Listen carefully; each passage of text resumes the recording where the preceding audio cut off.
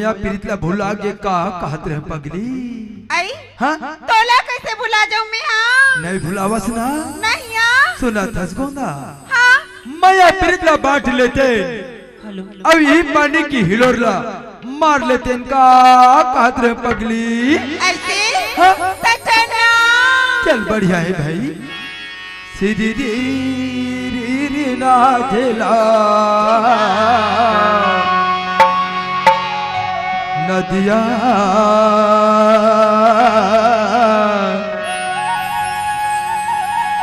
नदिया माँ भगे किलो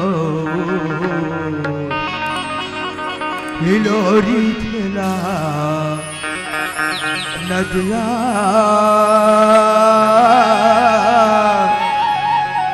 नदिया माँ भगे किलो